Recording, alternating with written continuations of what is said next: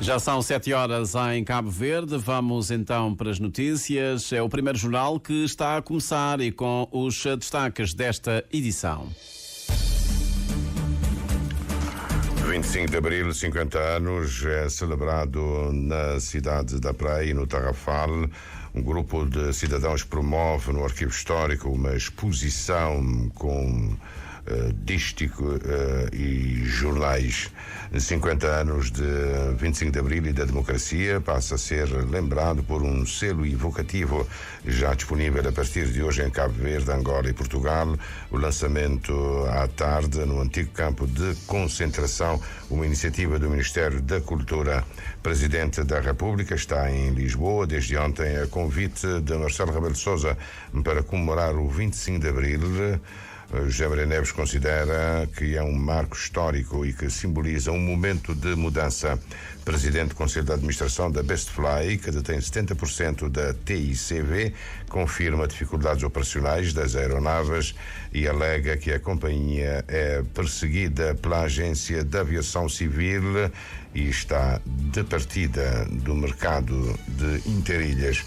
Sessão plenária da Assembleia Nacional começa com declarações políticas. A revisão do Estatuto dos Municípios é o primeiro ponto em agenda. Inscrição de mestres e doutores em Direito passa a estar sujeita a normas aprovadas pelo Conselho Nacional da Ordem dos Advogados. Cabo Verde registra em média 20 a 30 casos importados de paludismo. Hoje assinala-se o Dia Mundial da Luta contra o Paludismo. Conhecidos os títulos, agora o desenvolvimento das notícias para acompanhar numa edição do jornalista Júlio Vera Cruz Martins. Bom dia.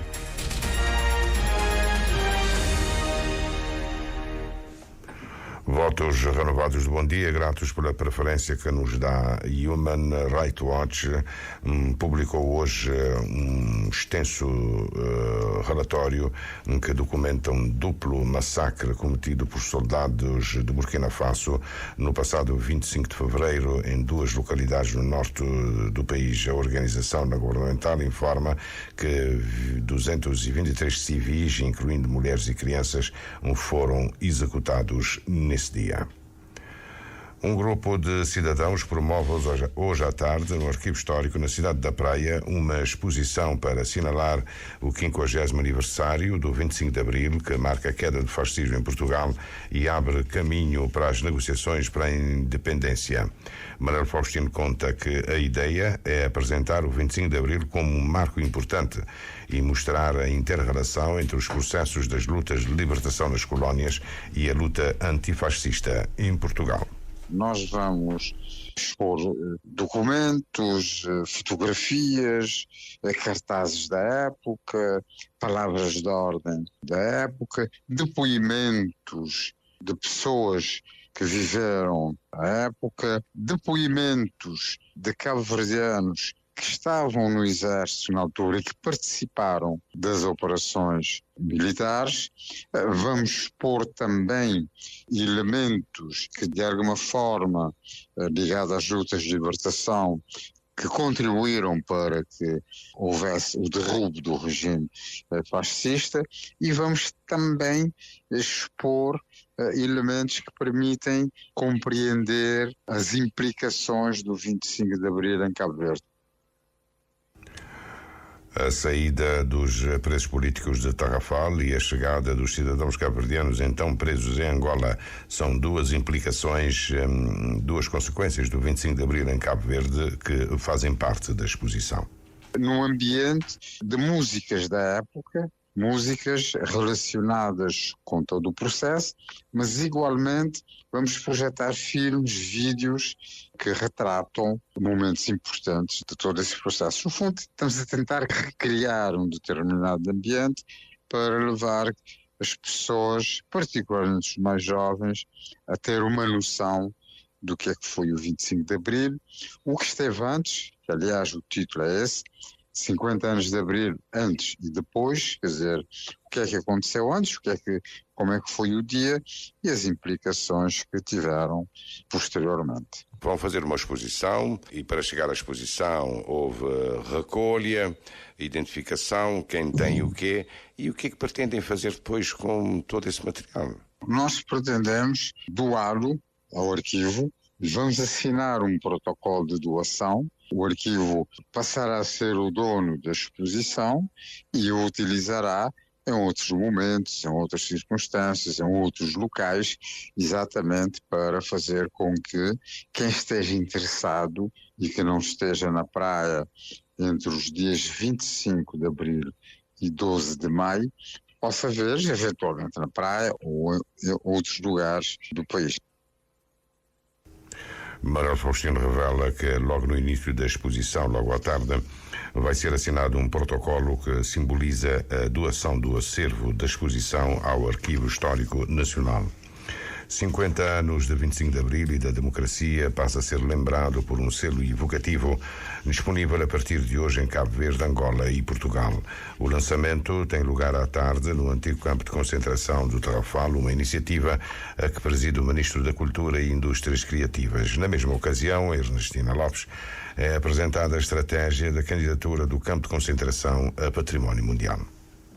O 25 de Abril representa um marco incontornável na história de Portugal. A data também simboliza um caminho para as antigas colónias. O próprio encerramento do campo de concentração do Tarrafal é uma das consequências do 25 de Abril, sublinhado da presidente do IPC, Samira Baessa. É uma celebração que podia ser feita de forma isolada, apenas na data em que houve a libertação de presos, dos últimos presos de campo de concentração do Tarrafal, mas no que também puxa a memória da própria data, do próprio marco de 25 de Abril, que a partir de 25 de Abril foram seguidas, foram desencadeadas, foram continuadas as lutas de libertação, que contisse a libertação dos presos políticos, mas que depois dá seguimento ao processo de independência das então colónias. O momento das celebrações servirá ainda para socializar a estratégia de candidatura do campo de concentração a património mundial, reconhecendo, conforme diz a presidente do IPC,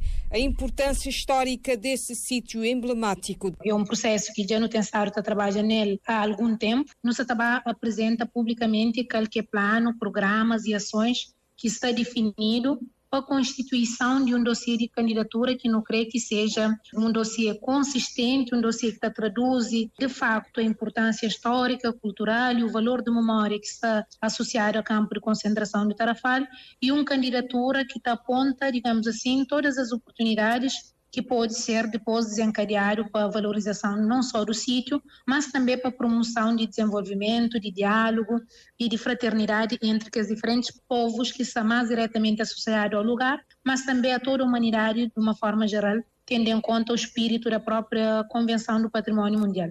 Durante o evento será lançado o selo 50 anos de 25 de Abril e da democracia, promovido pelos Correios de Cabo Verde, em parceria com os Correios de Angola e Portugal. As atividades alusivas à efeméride decorrem até 10 de maio.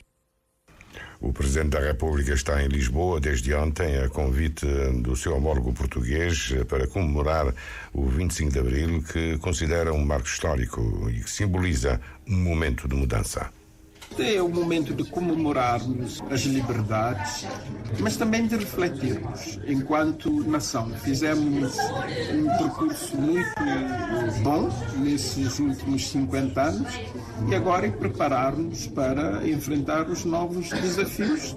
E essas comemorações vão revigorar-nos nesse sentido. E espero que os cabo-verdianos aqui em Portugal, noutros países ou em Cabo Verde, possam comemorar e dar todo o brilho a este momento histórico, pensando na realização dos nossos sonhos no futuro, que é construir um Cabo Verde mais moderno, mais próspero, mais inclusivo e com oportunidades para todos os seus filhos.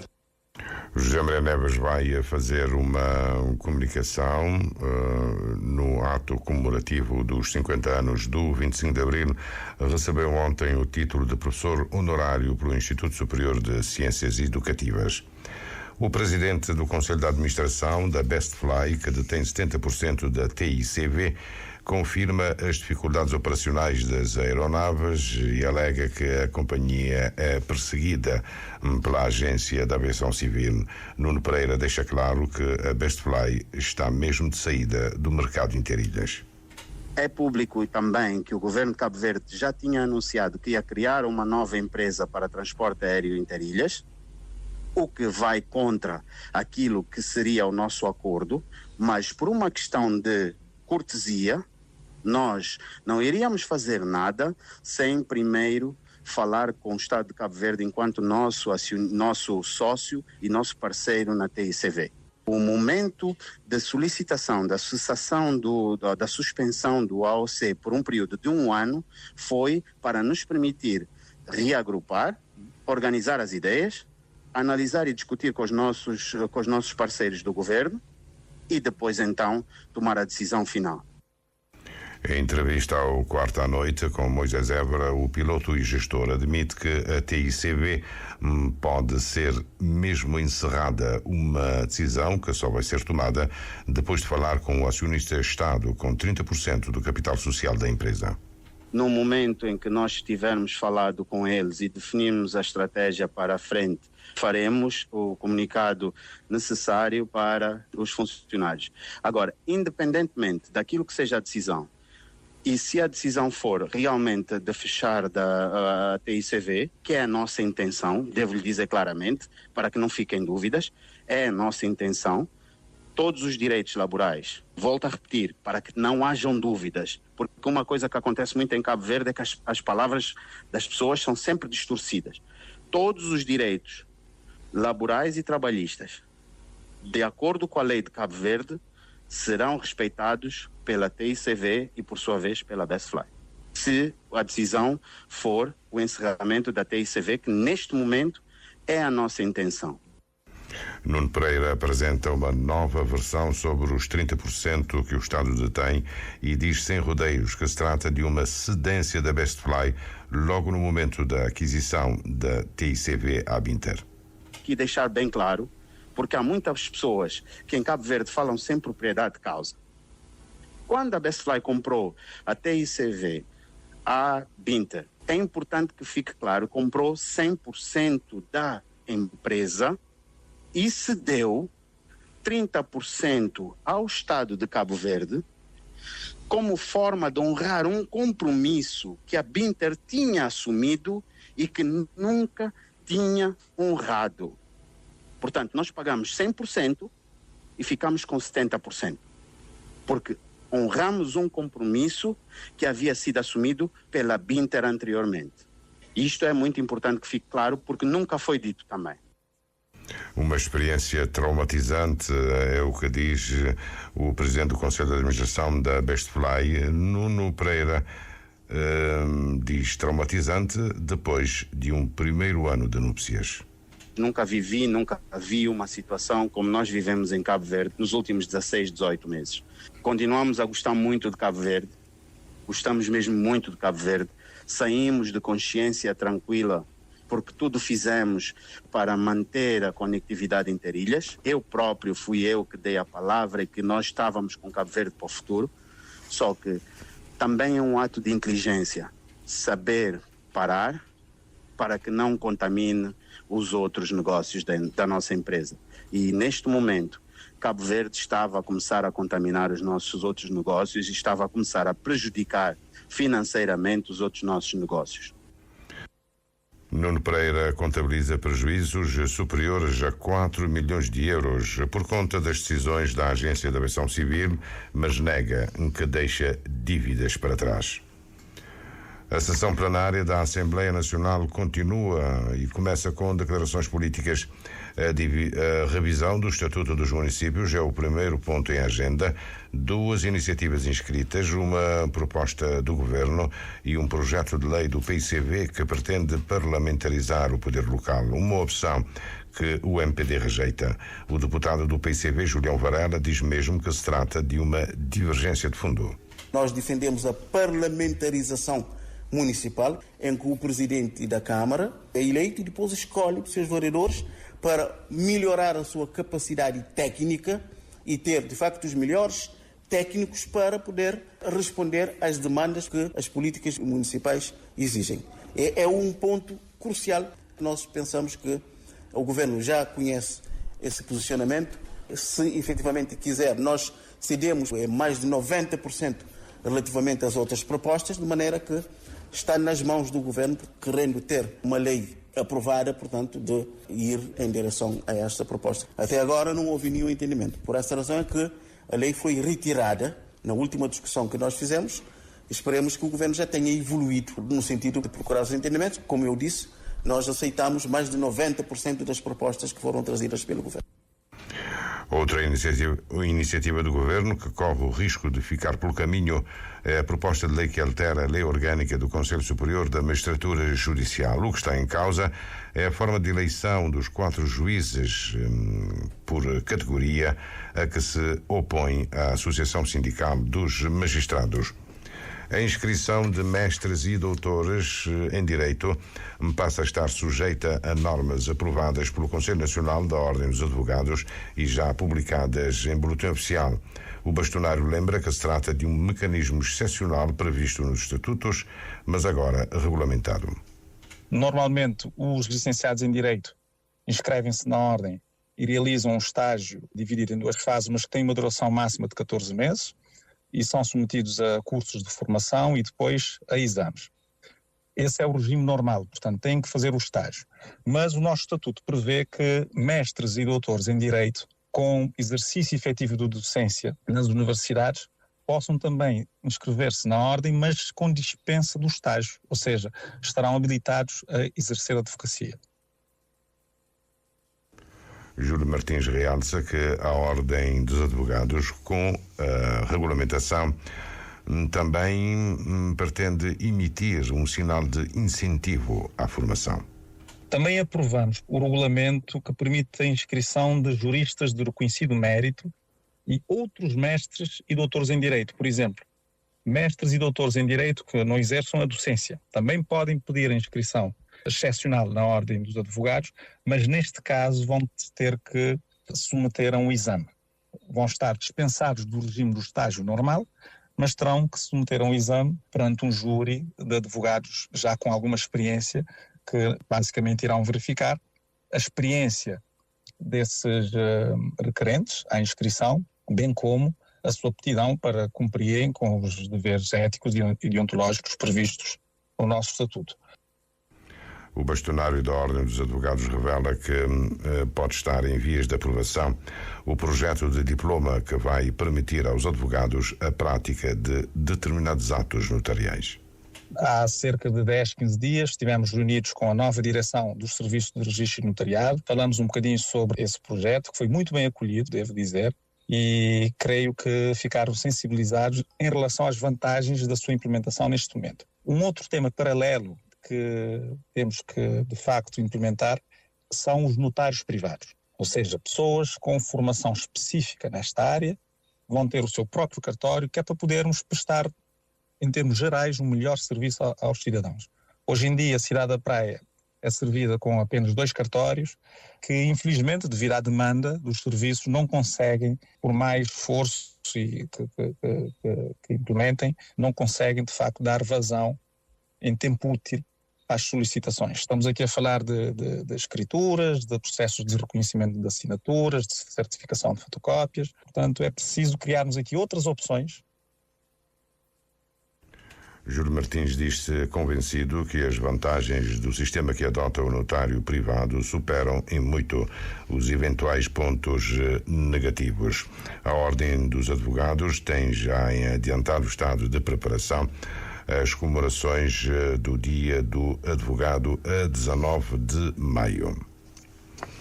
Cabo Verde registra, em média, 20 a 30 casos importados de paludismo por ano.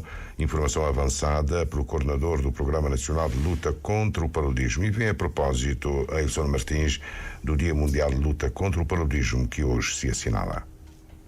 O coordenador do Programa Nacional de Luta contra o Paludismo começa por dizer que desde 2018 Cabo Verde não registra nenhum caso de transmissão local de paludismo, sublinhando que a vigilância se mantém ativa para detectar casos de paludismo importados. Nós, como reconhecimento de todos, após a epidemia de 2017, concretamente primeira semana de janeiro de 2018, deixamos de registrar casos locais. E continuamos a ter casos importados, 20 e 30 casos importados por ano, uma média de 20 a 30. E este ano também estamos nessa linha, não é, de ter esses números e estamos vigilantes, não é, com uma vigilância muito ativa no sentido de detectar precocemente e fazer todo o seguimento conforme o nosso protocolo, conforme as nossas diretrizes nacionais da vigilância. António Moreira avança que o Ministério da Saúde tem estado a desenvolver um leque de atividades de forma descentralizada para assinalar o Dia Mundial da Luta contra o Paludismo. A nível municipal, com sessões clínicas, com sensibilização nos centros de saúde antes da consulta, sensibilizando a população e temos vindo também a fazer várias atividades com os outros parceiros, mas o culminar de toda essa atividade aqui na praia, sobretudo na zona de Fontão, que é muito conhecida, uma zona tradicionalmente conhecida como uma zona de transmissão local, mas felizmente, como é do conhecimento de todos, desde 2017, 2018, deixamos de registrar casos. De maneira que estaremos com a comunidade, com a associação local, a falar do paludismo, a também sensibilizá-los e trazer elementos para prevenir a reintrodução do paludismo. Este ano, o Dia Mundial da Luta contra o Paludismo é assinalado sob o lema Acelerar a luta contra o paludismo para um mundo mais equitativo. Cabo Verde foi certificado pela Organização Mundial da Saúde como país livre de paludismo desde o dia 12 de abril de 2024. Carlos Santos, é o fim deste primeiro jornal, mas dizer que dezenas de cetáceos, golfinhos pilotos que podem atingir 6 metros de comprimento, foram parar numa praia no extremo sudeste da Austrália e são dezenas com as suas hipóteses de sobrevivência muito comprometidas. A confirmação é das autoridades locais, tal como tinha acontecido na Boa Vista. E passam agora 22 minutos das 7 da manhã, fim de linha nesta edição do primeiro jornal com o editor Júlio Vera Cruz Martins.